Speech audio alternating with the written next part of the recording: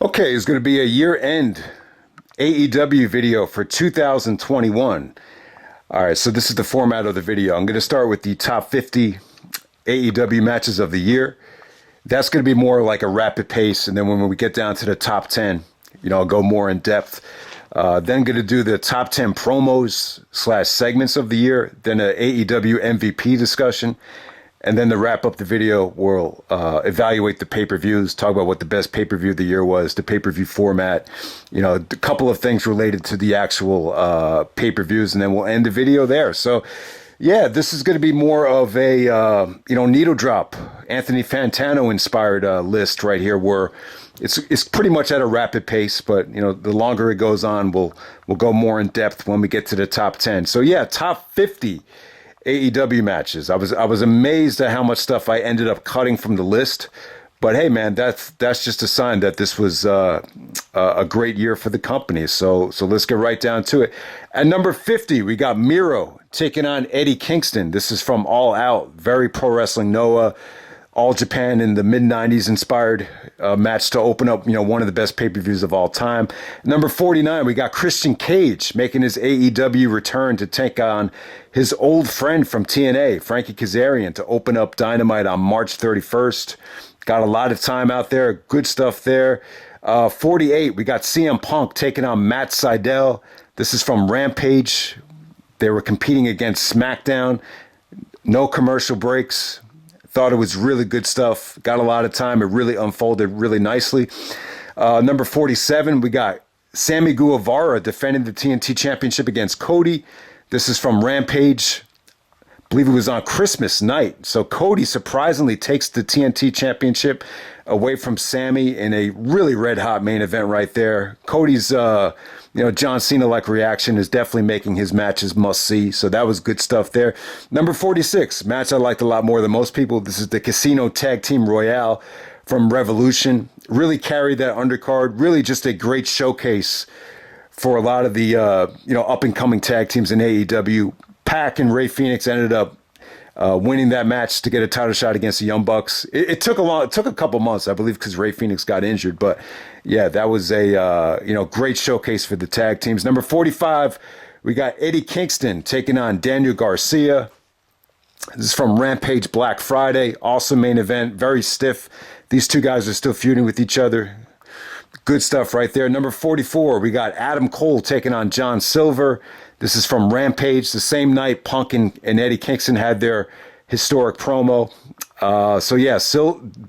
Silver looked awesome there. That was definitely his, pretty much one of the only times he got a chance to shine as a singles wrestler this year. I thought him and Cole definitely tore it up right there. One of the best Rampages ever so far up to that point. Number 43. We got the Bunny and Penelope taking on Andrade and Tyconte. This is from Rampage New Year's Smash just recently. Hardcore match, tons of weapons, tons of thumbtacks, table bumps, very bloody, very inspired by the Britt Baker match. But at the same time, it was just good to see these women go out there and just do their thing. And for all these women in this match, it's just good to have this kind of outlet. I just thought it was very healthy for all of them to know that, they could get down and dirty just like the guys do and still be, still get rewarded for it. I just thought that was an awesome match right there. Great atmosphere too. Number 42, we got Kenny Omega taking on Matt Sydal. This is from Dynamite back in March. I thought this was good stuff. They opened up the show. Kenny and Matt, these two guys obviously were made for each other. Very underrated match right there. Probably Kenny Omega's most underrated match of 2021, at least in AEW from what I've seen. Number 41, we got the Pinnacle versus the Inner Circle. I guess you can't call it War Games, but it's the Blood and Guts main event from Dynamite back at the beginning of May. I wasn't crazy about the Pinnacle Inner Circle matches. It was cool to see this format, this War Games format. But I just felt like a lot of the matches felt a little bit messy. But hey, man, you still have the awesome ending here with Jericho taking the bump off the top of the cage. But yeah, very it was just cool to see these two factions go at it in that type of war games format. You can't lose with that. I definitely prefer this over the Stadium Stampede without a doubt. So I got that at number 41. At number 40, I got the Young Bucks taking on the Jurassic Express. This is from Dynamite on August 18th. Definitely a step up from their pay-per-view match during the pandemic. Red hot crowd right there. So yeah, Young Bucks versus Jungle Boy and Luchasaurus, August 18th on Dynamite. Feels like it's going to go underrated, but I just remember that being awesome. Number 39, we got Young Bucks and Adam Cole taking on Christian and the Jurassic Express. This is from Rampage from Grand Slam. So definitely the second best match from that Grand Slam show. So you want to say, Omega and Danielson stole the show from Dynamite, but the best match on Rampage was that six-man trios match right there with Young Bucks and Adam Cole going over at the Arthur Ashe. So that's number 39. Number 38, we got the Lucha Brothers taking on FTR. This is the pay-per-view match from Full Gear. I thought the match was going great. The ending was a little bit weird, though. I think it was Cash Wheeler trying to fool the referee that he wasn't the legal man with the mask. That came off a little bit flat, but the match was pretty much awesome until the finish, though. That's Lucha Brothers versus FTR, the second match from Full Gear. And then at number 37, we got Lucha Brothers and FTR again. This is the rematch from Rampage from December 10th. These two teams definitely tore it up again. This match definitely had the better finish with Lucha Brothers going over. But yeah, great stuff there. Number 36, we got Dax Hardwood taking on Jungle Boy all the way back from January 27th on Dynamite.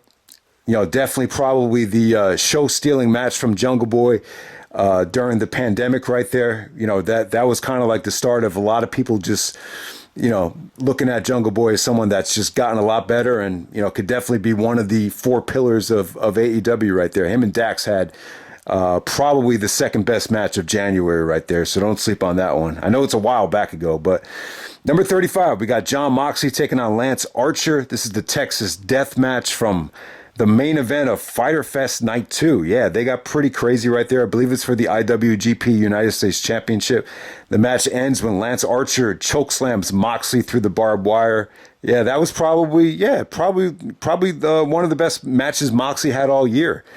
Number 34, we got Jurassic Express taking on the Lucha Brothers. This is from Rampage on August 27th. Number one contenders for All Out. So Lucha Brothers did go over there. But yeah, this is the Giannis Antetokounmpo match. I believe this was in Milwaukee. I just remember Giannis and his brother just marking out crazy for the Lucha Brothers, man. So yeah, Jericho was great on commentary too. He's like, this guy makes $200 million and he can't believe what he's saying. So he kept on mispronouncing his name too. Okay, so number 33, we got the Casino Ladder Match. The Casino Ladder Match, the winner gets a title shot at Full Gear. This is when Hangman Page made his triumphant return, and he was really over that night. He was even more over than Moxley. So you had Page, Moxley, Andrade, Lance Archer. I believe Matt Hardy was out there. Orange Cassidy was out there. So yeah, great Casino Ladder Match from Dynamite. Ended with a bang with Adam Page being the Joker, so to say, in that Casino Ladder Match. Number 32. We got Bryan Danielson going up against Dustin Rhodes in Saturday Night Dynamite, the first round of the Eliminator Tournament. Awesome stuff right here. Probably the best match Goldust has had since the terrific Cody match a couple years back. But who would have thunk it that a 40-year-old and 50-year-old would go out there and probably have one of the best pure wrestling matches of the year. Number 31, we got Darby Allin taking on Daniel Garcia. This is Rampage, the last show before All Out. Incredible thing about this match was, you got all these guys in their 40s, like Punk and Danielson and Eddie Kingston, and, all these guys coming back to professional wrestling in this new company, AEW. But yet, they find a way to, showcase their younger talent, like Darby and Garcia in the main event of Rampage. Very stiff. They slapped the taste out of each other's mouths while this lasted. Pretty awesome stuff right there. Number 30, we got Pac, Rey Fenix, John Moxley taking on Kenny Omega and the Good Brothers. This might go down as very underrated. This is from Beach Break, February 3rd. If you don't remember this match, this is the match where Kenta came out and surprisingly cost John Moxley the match. The match had tremendous action, though, from what I remember. You know, Beach Break is one of their biggest shows of the year, actually, but this seemed to kind of go underrated. Yeah, would love to see Kenta more so in AEW. I thought the match that Kenta had, it was a little bit, it didn't make my list, but obviously the next week they had the tag match with Kenta. You saw Kenta and Moxley fighting in a kitchen. It's just not what I envisioned Kenta's AEW debut to be, but hopefully down the road we get to see Kenta versus CM Punk, maybe Kenta versus Bryan Danielson. You know, that's probably not going to happen until, you know, things calm down a little bit. But, you know, eventually we love to see Kenta as a mainstay in AEW. It was definitely one of the mark-out moments of the year to see Kenta interfere in that Beach Break main event, without a doubt. Number 29, awesome main event right before the half year ended. We had MJF taking on Sammy Guevara. Sammy busted his ass in that match. MJF still went over. But yeah, really awesome stuff. Pay-per-view quality main event on Dynamite from June 30th. That was the mark of the official mark of the half year right there. At number 28, we got the Young Bucks taking on SCU of Christopher Danielson. Yeah, Frankie Kazarian from Dynamite on May 12th. Awesome match right here. If you haven't seen this yet, this is probably going to end up being Christopher Daniels' final AEW match. This is when he got all bloody, very emotional stuff. Young Bucks still go over, but yeah, it definitely felt like this was the last hurrah for the legendary Christopher Daniels. It's just a shame that Daniels is so old right now. I guess he's over 50, but you know, so many of these guys started when they were so much younger than Daniels, so they could really still enjoy the fruits of, you know, AEW right now. But, you know, Daniels is kind of, you know, because of his age, he's kind of on the outside looking in at this point. But yeah, this was just very emotional stuff. I just wish it had gotten more attention. Number 27, we got Sting teaming up with Darby Allin and CM Punk to take on FTR and MJF from the Holiday Bash. Yeah, really fun main event right before the holidays. You know, very historic match with Sting making his return in Greensboro. You know, obviously you had the history of WCW and NWA, and, you know, Punk paying tribute to Sting, Sting paying tribute to Punk. The match got about a half hour out there. MJF actually fell on his head from the hip toss from Sting. So that's what I remember about that match. But yeah, you know, it wasn't so much that it was a great match, but, you know, Sting was able to show that he still had it. And, you know, it just more so for sentimental value with the historic factor and the, you know, the face paint and all that stuff. A lot of different reasons why I would put this on the list. Number 26, we got Cody taking on Malachi Black from Saturday Night Dynamite in October. This is the third match of their trilogy right here. Yeah, I mean, this got a lot of mixed feelings. If you read the comments section, a lot of people were kind of pissed off at a lot of the no selling that Cody did for a lot of the, you know, big moves that put him down in the previous matches. You know, the first two matches were sort of squashes. So I guess Cody kind of felt like in the third match, you could kind of, you know, go all out and kind of no-sell a lot of stuff. But, you know, nonetheless, I just thought this was great action, though. Really breathtaking main event. It just seemed like that's one match that really went under the radar this year. That's the third match of the trilogy between Cody and Malachi Black. Number 25, we got Chris Jericho taking on MJF from All Out. Jericho puts his career on the line. I got to say, man, while I was watching this had to be one of the most meaningful matches I've ever seen. I don't know what it was. I mean, you know, you've seen so many guys retire and always come back, but, you know, we've seen Jericho take these massive breaks, and I just kind of felt like I really wanted Jericho to be a part of this company, you know, for years to come, especially now with all these guys coming in. You know, I would just love to see Jericho still mix it up with Danielson and Punk and, all these different guys. Jericho just has so much to offer, not just from a wrestling standpoint, but from everything too. So you always want to keep the door open.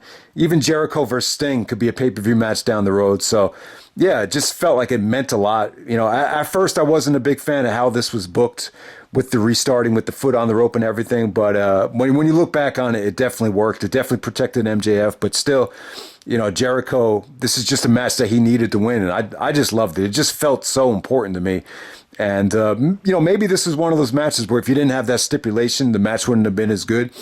Number 24, we got CM Punk taking on Daniel Garcia. This is from Rampage in October. From a submission standpoint, this was awesome stuff. Garcia busted out one of the best sharpshooters I've seen. Jericho on commentary complimented Punk for, getting Garcia away from the rope so he could apply the Anaconda Vice. I mean, just really good stuff from a technical standpoint. Once again, another case of Punk going out there and working with, younger talent you never thought you would have seen him work with. So, yeah, really good stuff there. Number 23, we got Serena Deeb taking on Hikaru Shida. The TBS tournament match. This is the match in the middle. You're going to pick one match to see from Serena and Hikaru Shida. Pick the second one, the TBS tournament match. This was almost flawless. The crowd was great here. The transitions were beautiful. Serena Deeb is playing a great heel in this feud. So, yeah, this is definitely probably the best pure women's match I think AEW had all year. Number 22, we got Adam Cole taking on Jungle Boy. The Dynamite from the Prudential Center in Newark to open up Dynamite. This was incredible stuff right here. So Cole and Jungle Boy, what you remember about this is the kick out of the Panama Sunrise. Cole and the referee Aubrey, their facial expression on the kick out. That was probably one of the best moments that AEW had all year. Number 21, we got the Space Jam match from Fight for the Fallen. This is the 10-man elimination match. We got the Elite and the Good Brothers taking on Hangman and the Dark Order.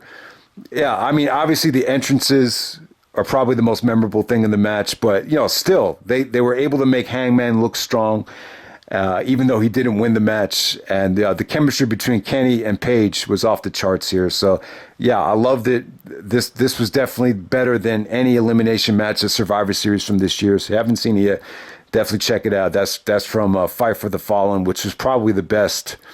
Yeah, I think it's got to be up there. Winter is Coming as one of the best Dynamites of the year. Number 20, we got Pac versus Andrade 2 from Rampage. The second one, you didn't have the Chavo interference. Yeah, the first one was booked a little bit weird, but the second one, I still haven't seen the whole thing in its entirety, but from what I've seen on YouTube and the highlights, just red hot stuff right there. I mean, who would have thought that, Pac and Andrade had that much chemistry? I kind of felt it was a little bit weird how they kept putting both guys with each other, but yeah, these two guys were made for each other. And it's a shame they didn't get a chance to wrestle at the pay-per-view, but they definitely made up for it with these two matches on Rampage. If you get to watch one, watch the second one from October 22nd. Number 19, we got Kenny Omega versus Jon Moxley, the exploding barbed wire death match from Revolution, the Onita FMW inspired match right here. Awesome main event, man. I got to say, I mean, I think booking wise, it could have been a little bit better because of the interference and the shenanigans at the end with the ring not exploding. Obviously, that hurt it for some people, but for what they did, I liked it. I liked the ending with Kingston coming out and protecting Jon Moxley, the guy that he was trying to kill a couple months earlier. I like that story. But yeah, from a visual standpoint, it just looked cool as hell. It really was something different. It was very innovative. They tried something dangerous, but at the same time, it felt like a breath of fresh air. So that's Kenny Omega and Jon Moxley from Revolution. Still, I would still say the best match from that pay-per-view. Now we move on to number 18. We got Chris Jericho, the Painmaker, taking on Nick Gage from Fight for the Fallen. Yeah, this is just really cool stuff, man. I'll tell you. So Jericho narrated the Nick Gage documentary from Dark Side of the Ring, and it was so good that it made Jericho want to work with him. When I watched this thing for the first time, I was a little bit upset because I didn't want Jericho to get hurt, but they had a really fun match, man. It was really cool, and it did a lot for Nick Gage too. I mean, it made me want to check out the documentary. Like Dirty White Boy said, Juice, in the video that Chase just did on True Slayer's channel. It made more people want to check out Game Changer Wrestling, GCW, which is where Nick Gage normally competes in. I felt like the Gage documentary was a little bit depressing, but at the same time, he's made quite the turnaround since, a lot has happened to him since he went to jail. So, yeah, definitely great stuff there. It was just something to see. Some people might think I have it too high, but you can't deny that was not a memorable match right there. All right, number 17, we got Young Bucks taking on Pac and Rey Fenix. That was for the tag team titles from Dynamite back in April. Definitely probably the best match the Young Bucks had during the pandemic. It had to be up there with one of the best matches they had. That's when they turned heel. They sided with Don Callis. They ripped off Rey Fenix's mask. The match over-delivered as well. If you remember some of those ace crushers and the no-selling of the super kicks, really sweet stuff right there. Number 16, we got CM Punk taking on Darby Allin from All Out. All right, so anytime you have the kind of hype that Punk had with his first match back in 7 years, you're always going to get detractors. But I absolutely love this match. I thought Darby looked like a piece of lightning trying to counter CM Punk's go-to-sleeps.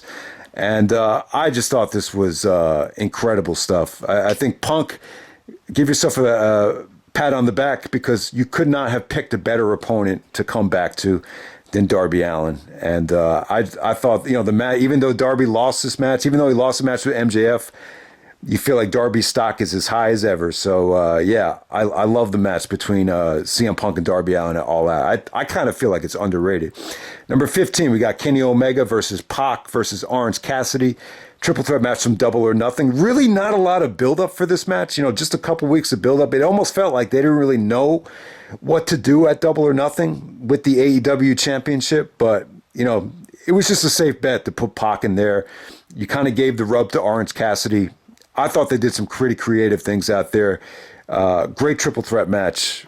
Really loved it. It just felt fresh. And, awesome stuff right there. I really had no complaints about it. I thought all three guys benefited in that match. I mean, the ending and the interference, the booking could have been a little bit better there, but you can't deny that it wasn't a great match. Number 14, Kenny Omega taking on Rey Fenix, New Year's Smash. I mean, at the beginning of the year, who would have thought that this would have been bumped out of the top 10?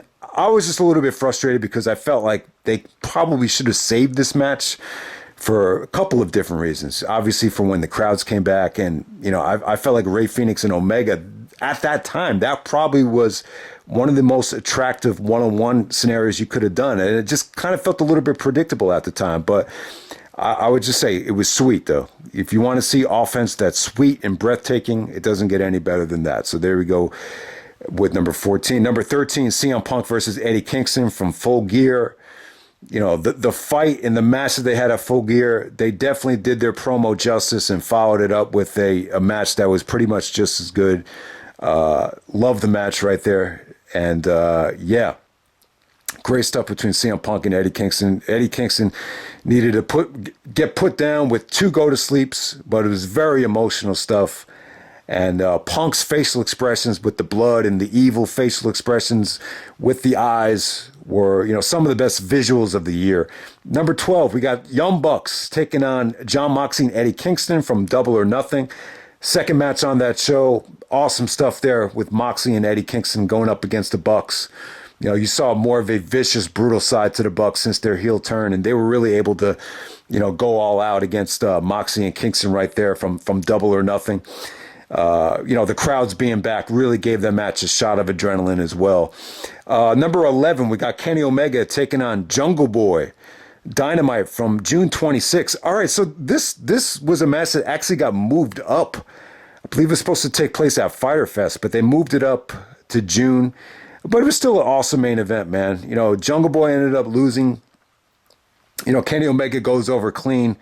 But you just remember Jungle Boy put up a hell of a fight. I remember the facial expression from his mother was just very deflating.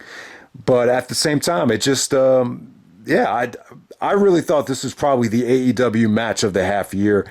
I thought it was that good, and it just kind of showed you the progression and rewarding a guy that really had gotten a lot better. And I love this from a lot of different levels. So that's Omega versus Jungle Boy at number 11. Number 10, we got Bryan Danielson taking on Minoru Suzuki from Rampage. The buy-in for Rampage. This is kind of a FU to WWE for running the Super SmackDown to interfere with Rampage that night. It's as simple as that. So they gave it away for free on YouTube. You got the dream match with Danielson and Suzuki. I did not know, but they, if you are watching the match again, you learn that they actually wrestled back in 2004 when Suzuki was a lot younger. The tables kind of turn here where Danielson's the guy that's in his prime. And yeah, I mean, just some of the counters that Danielson did here were mind-blowing. He had a tough time locking on any sort of submission from Suzuki. So he basically used his athleticism to get the running knee for the finish. So yeah, just really innovative stuff there. I do feel like this match would have been even better if Suzuki was a little bit younger. But at the same time, man, it was just such a treat. One of the best treats of the year, without a doubt. The fact this was free on YouTube, and you could go watch it on YouTube too. It's not like you have to, jump through loops to find it like some of the other Dynamite stuff. Number 9, we got Kenny Omega taking on Christian Cage from All Out. Very emotional pay-per-view main event. The crowd was probably, burned to shreds, and yet they still follow it up with, one of the best main events of the year. I thought Omega and Christian at All Out. It was, so I got the Rampage match at number 8. So the Rampage match, it was designed to get that red hot atmosphere for the first Rampage. It was very important to set the tone for what Rampage was going to be.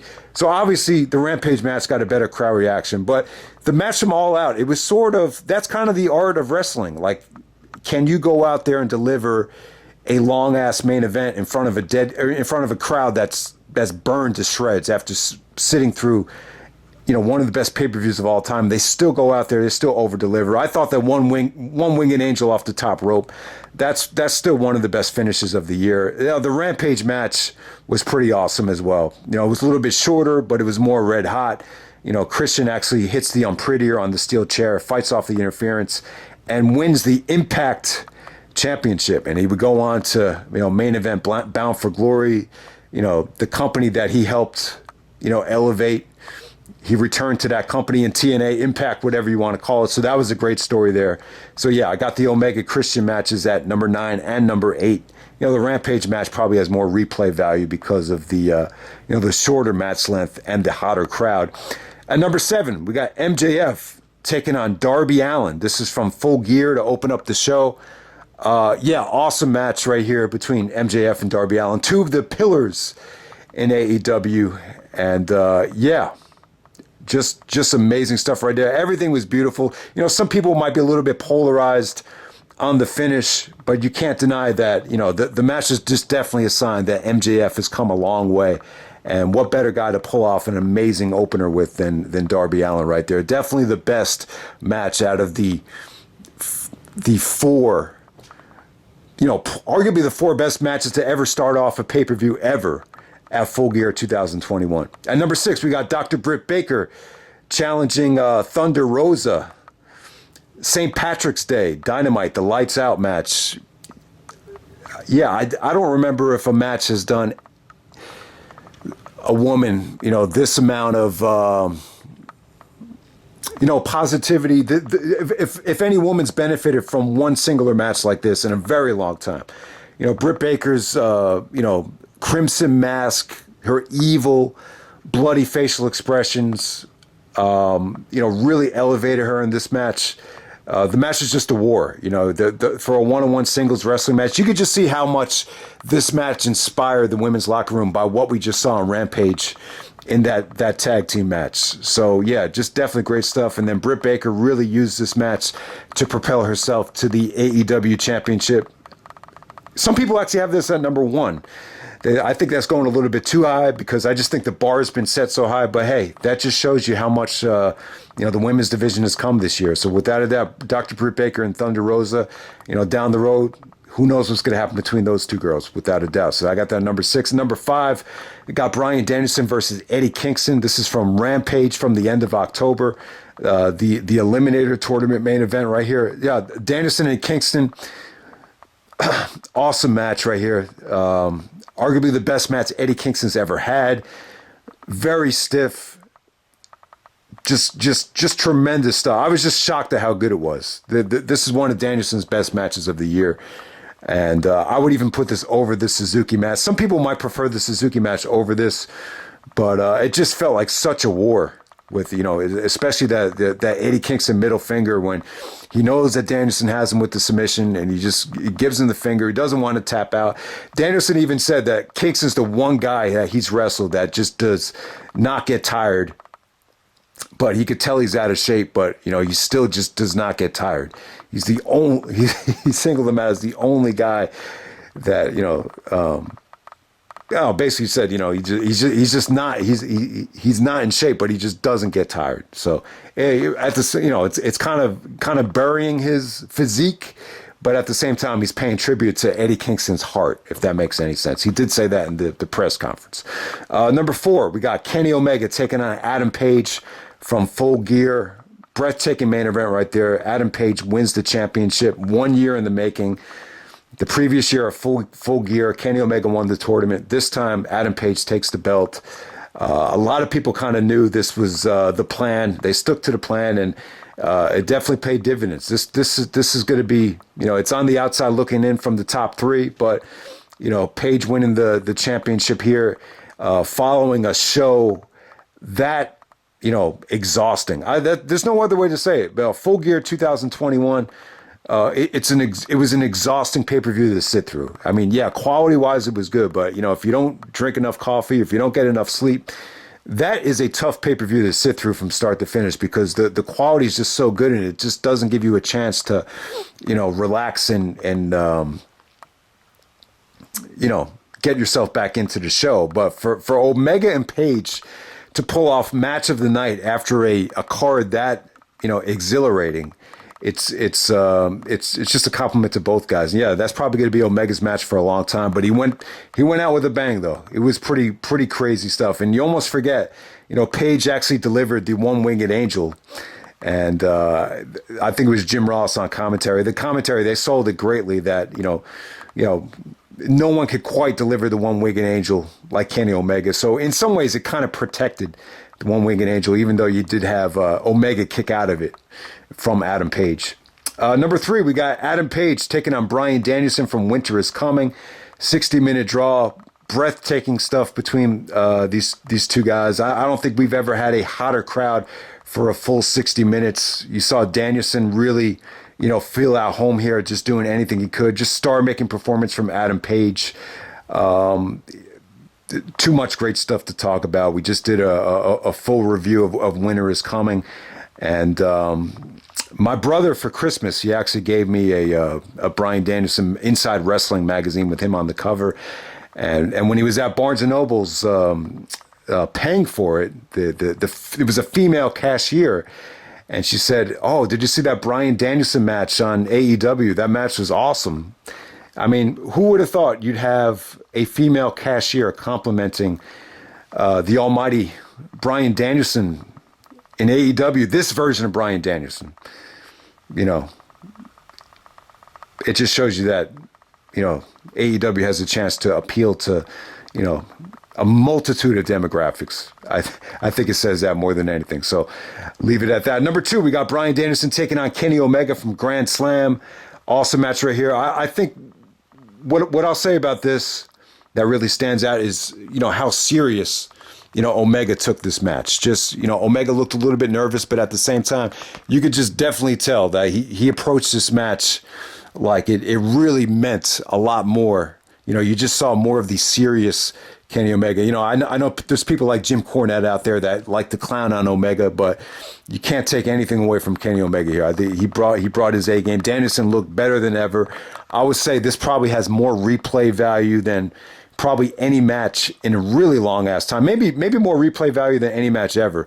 And without a doubt, AEW needs to consider, releasing Grand Slam as a Blu-ray or a pay-per-view on DVD, because I just think so many people want to have this in the collection because it was that good. A 30-minute time limit draw. That's how you do it. So what Cornette was bitching about, he said that if you're going to do a time limit draw, you gotta stay consistent with announcing that this is going to be a 30-minute. This match has a time limit on it. So that was his gripe about the match. I could definitely see that. But yeah, like I was saying, guys, I think the time limit draws, you could definitely get away with them on television. For a pay-per-view, it would have been tougher to pull off. But considering Danielson just got there, I think it was the way to go. And I think in some ways they did learn from, what happened with Kurt Angle and Samoa Joe and TNA. But we'll just leave it at that. And then number 1, I got the Young Bucks taking on the Lucha Brothers. This is from All Out, the steel cage match.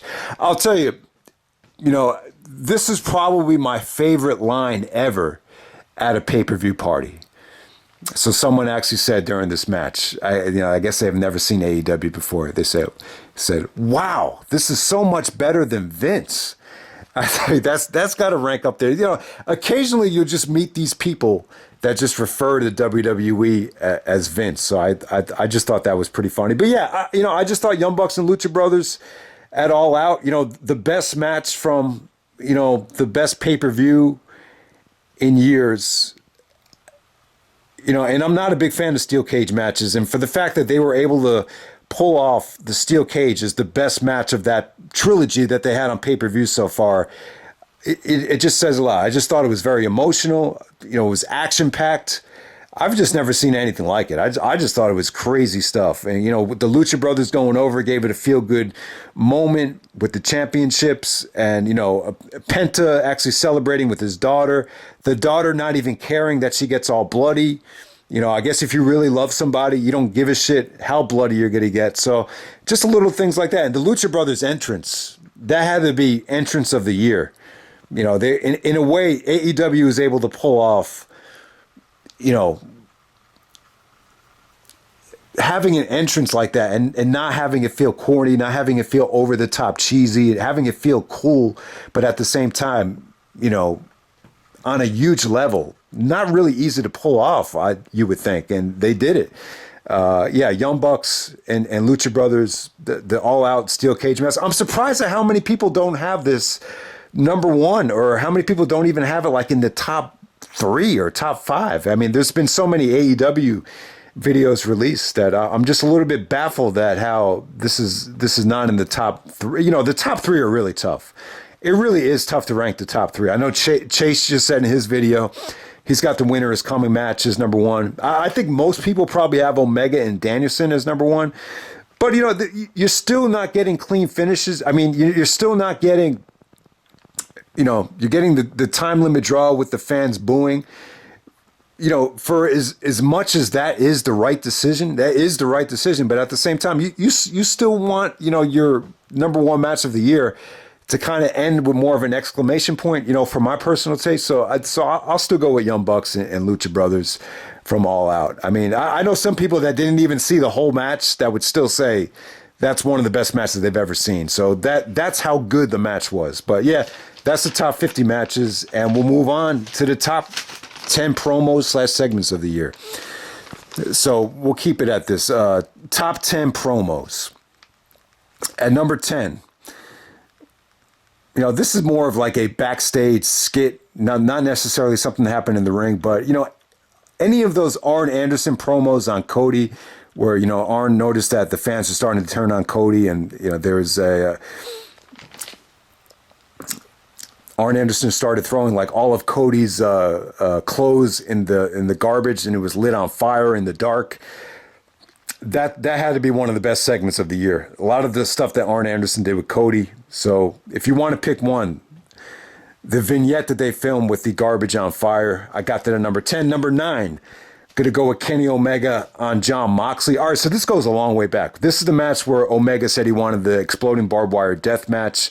This goes back to February 17th. This had to be one of Omega's best promos that I've seen him cut so far. I just felt like he was ruthless. He was creative here with some of the, in the promo, he basically use an analogy, the suicide analogy. You know how Moxie likes to call himself a ticking time bomb, or he has a loaded gun. Basically said that in this match, I have the gun, and the gun is loaded and it's in my hand. So the suicide stuff was pretty creative. Really colorful stuff, cutting edge stuff. So Kenny Omega hit some vicious V triggers to Moxley after the promo. So that sets up the main event of Revolution right there. That's, some people, when you think about Kenny Omega this whole year, I don't think he's going to be well known for the promos. It's more so the wrestling. And then obviously we had so many great promos this year that really overshadowed that. But yeah, don't sleep on that Omega promo on Jon Moxley back in February. Number 8, I'm going to go with Bryan Danielson's heel turn. So Danielson, cuts a great heel promo and spoils Adam Page's victory party in West Virginia, and basically just says what he said in the press conference. I'm not sure if Tony Khan kind of laid out the storyline to him before Full Gear, but he just said, he was disappointed that, Kenny Omega didn't retain, and, basically not buying that Adam Page deserves to be AEW champion. And, Bryan turning heel, it obviously it wasn't in the cards. There was a couple things that happened with Moxley that kind of, initiated the Danielson heel turn. But hey, you can't argue with Danielson as a babyface or as a heel. It's a win-win situation either way.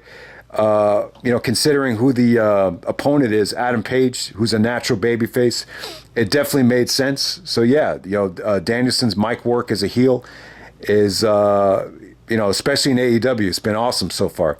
Number 7. I'm going to go with MJF forming the Pinnacle. Just the overall, that Dynamite, when the lights went off and MJF basically said, I was starting my own. You didn't really think that, MJF was going to, form his own stable. It just kind of, I didn't really think much about it. It kind of came out of nowhere. You knew MJF was going to split from Jericho, and they were building Jericho up back as the babyface, but just the way they pulled it off with, the reasoning behind, why Sean Spears and FTR and, Tully Blanchard and Wardlow were forming the Pinnacle. It just made sense from a lot of different angles. And MJF's follow-up promo the next time he got a chance to talk on Dynamite, that's got to be up there with, one of the best segments of the year without a doubt. Number 6. Going to go with MJF on Pillman in Cincinnati. I just remember MJF being really dirty, really disrespectful to Brian Pillman and Brian Pillman Jr. In Cincinnati. It was a pretty awesome promo. I think some people might argue that it was in bad taste, but yeah, without a doubt, that's got to be up there. I'm sure the Dark Side of the Ring, pretty much inspired a lot of the Pillman stuff that we saw in AEW. It seemed like Dark Side of the Ring had a huge effect on AEW with the exploding barbed wire match and the Pillman stuff. Number 5, I'm going to go with MJF and CM Punk. God, I got this at number 5. Damn, maybe I should have had it up a little bit higher. All right, so the MJF CM Punk, this is the one where they actually went back and forth. For like 20 minutes. It was pretty amazing stuff. If you haven't seen it yet, definitely check it out. I want to get into everything. But I did watch it. I did show my brother this promo. He actually thought MJF got the upper hand and out promo Punk here. But I thought they were both equally as good. They were in Chicago. It was right before Thanksgiving. And you could just feel it, man. It was just amazing stuff between MJF and CM Punk right there. So I don't want to spoil it. It was almost too good. It really was. Number 4, we got the Britt Baker promo. This is when Britt, this is Britt's first appearance after having the classic match against Thunder Rosa, and she's basically wearing a T-shirt of her bloody face. And basically the promo is on Tony Khan. It's on Mick Foley, basically kind of insulting Foley, saying, she didn't want, Foley, to live off of her reputation. I guess Foley paid her a compliment on Twitter.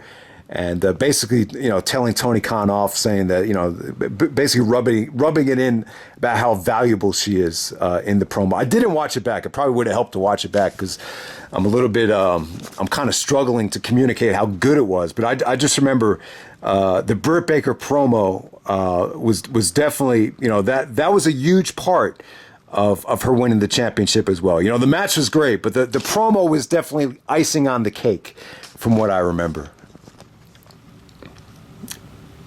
Number 3, I'm going to go with the Inner Circle versus the Pinnacle. The promo right before Blood and Guts, obviously one of the best talking segments AEW's ever done. I just remember Jericho being at the top of his game here. I mean, there was this myth that Jericho was better as a heel on the mic, but some of these promos that Jericho cut after turning babyface, it kind of makes you rethink it. And some of Jericho's best promos have come as a babyface this year. So yeah, awesome stuff right there. You had all 5 guys, or all 10 guys from both stables in the ring, just cutting promos on each other. It was definitely an awesome segment right there. Number 2, I'm going to go with CM Punk returning to the United Center from Rampage. Very emotional promo. I'll tell you, very, very few people in the history of the business can generate, this type of reaction from the crowd. I think Punk proved it on that night that, maybe the only other 2 guys that could, provoke that kind of emotion out of the crowd are probably, Stone Cold Steve Austin and The Rock. Even The Rock, that's a big maybe. Because, this is a little bit different. Obviously Rock probably, maybe there were times where Rock got bigger pops after certain title wins or matches. But I don't think I've ever, felt this type of connection with a wrestler before. It was really that good. The Punk got very emotional on the mic too. Probably the highlight of the promo was when he talked about the WWE being the company that made him sick. So the return to professional wrestling, reference Ring of Honor, and it clarified a lot of different things, and it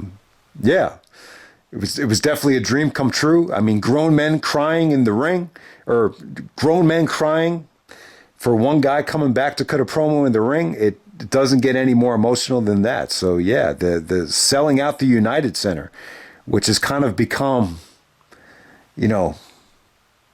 foreign ground to professional wrestling, so to say. And then at number 1, we got the CM Punk Eddie Kingston segment from Rampage.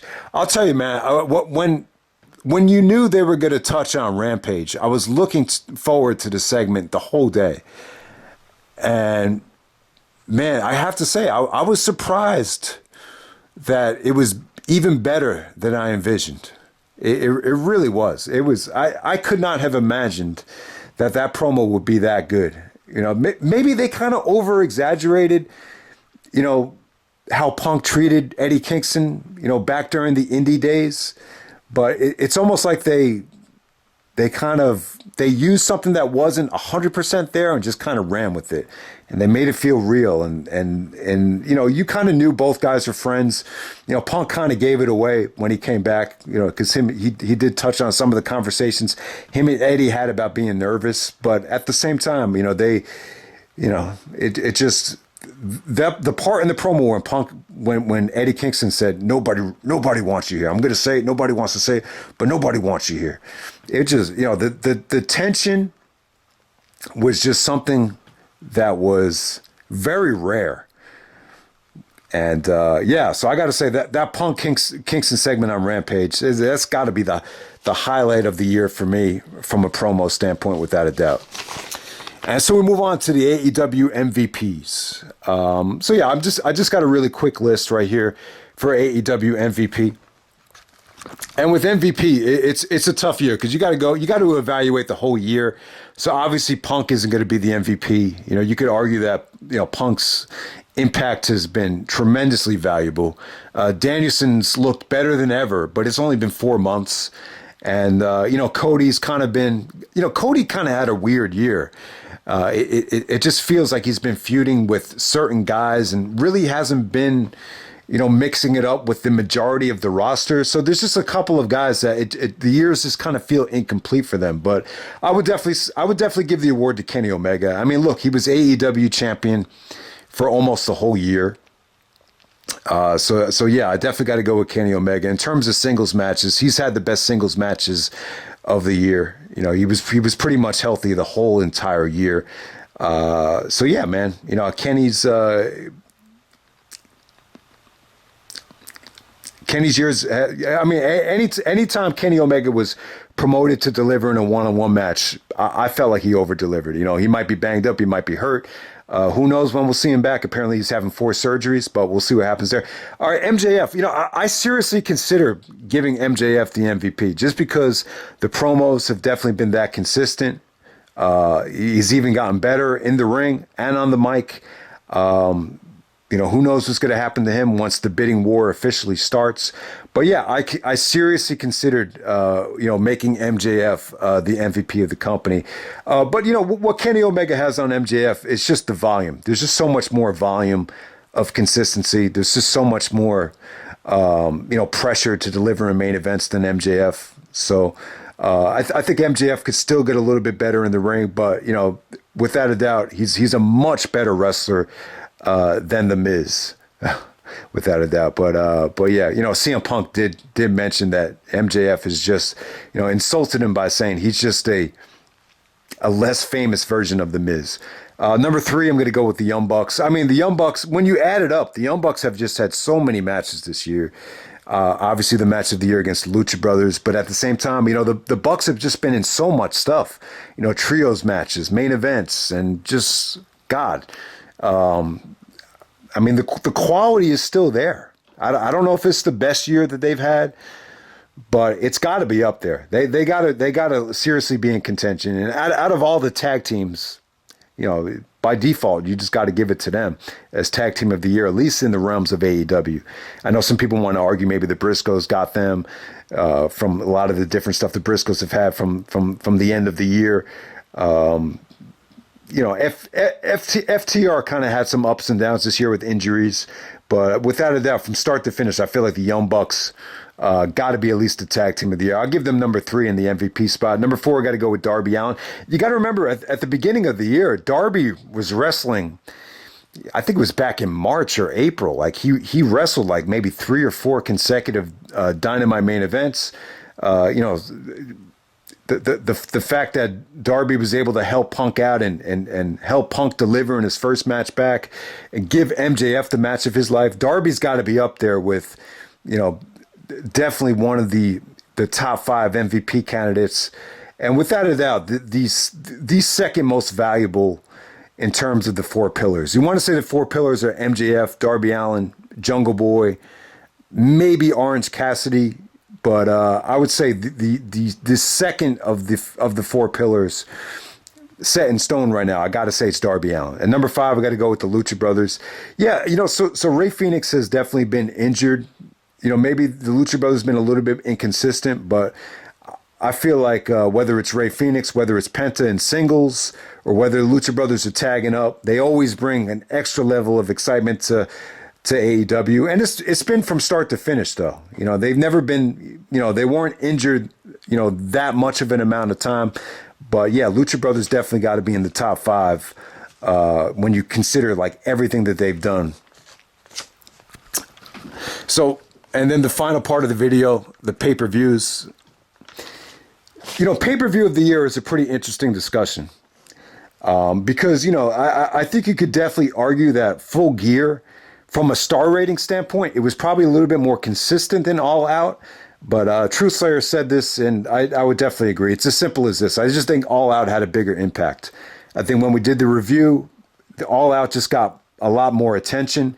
It just felt like guys were watching AEW that hadn't watched wrestling in years. I had guys comment on, the All Out preview or review that, you hadn't seen guys like that in years comment on YouTube. Guys that used to be fans of Ring of Honor back in the day or whatever. So, yeah, I just think a lot of it had to do with that. I just think, Punk coming back, having his first match back, Danielson coming back, Adam Cole coming back, the match quality from All Out. Just so many different things. It being in Chicago, it just definitely had the biggest impact of the year.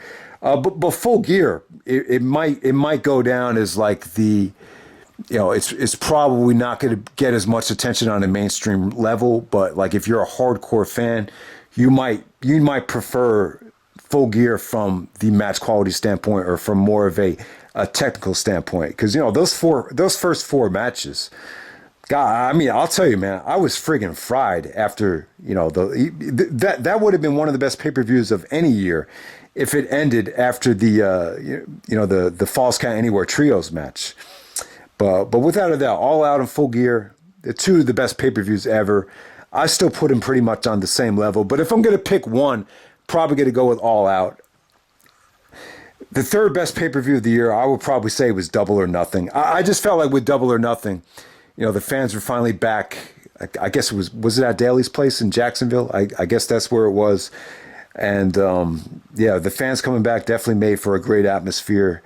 It kind of felt like they booked that card with the Stadium Stampede, kind of not knowing if the fans were going to be back. So I think Double or Nothing would have came off a little bit better if it wasn't for the Stadium Stampede, if they could have, reshuffled that card. But yeah, I just remember having the fans back at Double or Nothing was definitely, I think it gave the industry a shot of life, without a doubt. And it kind of made the next WWE pay-per-view in the Thunderdome, I guess it was Hell in a Cell, it really kind of brought down the interest of Hell in a Cell more so than anything, I think, looking back on it. And then obviously Revolution. Revolution was cool. The main event between Moxley and Omega was definitely something cool to see with the barbed wire. Definitely a lot better than some of the pay-per-views AEW had during the pandemic. Definitely much better show than All Out and Double or Nothing 2020.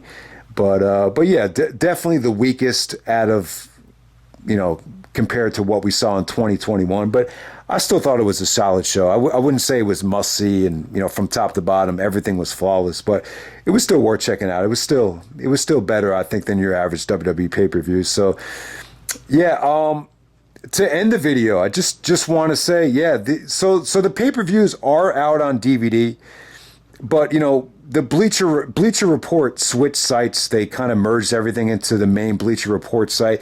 It's just a little bit, it's kind of like a Twitter feed. It's not like it was on Bleacher Report Live where you could just scroll and watch any show you want. It's not like signing up for the WWE Network. It's a totally different thing. So yeah, I mean, I think down the road, you definitely want to get, a show like All Out or Full Gear on DVD. You could just pop it in and watch it whenever you want. But yeah, I definitely think they should consider, doing best of compilations, maybe even releasing shows like Winter is Coming and Grand Slam on DVD. You definitely want to have those at your disposal. It just seems like once they're off and when they're not on demand anymore, it's probably going to get really tough to hunt down some of these matches, especially the ones where you have the commercial breaks and the picture-in-picture stuff. So yeah, that's definitely something to think about there because it's not as accessible as WWE Network stuff. So yeah, we'll love to see obviously they have them on DVD. You could buy it from Shop AEW, I guess shopaew.com has a lot of this stuff on DVD, and be really cool to have them on Blu-ray as well. I'm just kind of disappointed that the Blu-ray format never took off. I guess it's just very expensive to produce, but yeah, maybe down the road you could definitely add a fifth pay-per-view. I love Winter is Coming. I love the Grand Slam concept. Maybe at the Arthur Ashe they could use the Arthur Ashe to have a pay-per-view. I think that would be really cool. The fifth pay-per-view, King of the Ring was always like the fifth wheel for WWE. Maybe down the road you could just have a full tournament on pay-per-view. Maybe move that Eliminator tournament to the fifth pay-per-view, and just have it as more of maybe you put the quarterfinals and the semifinals on pay-per-view. I think that would be really cool. But 4 pay-per-views a year. This is what a lot of people prefer. It just keeps them special, and all the pay-per-views feel special right now. The television show is clicking on all cylinders. It's just been a hell of a year. I'm just happy to be a fan of the company, and we're just in for a great ride. So I hope you guys enjoyed the video, and I'm out. All right.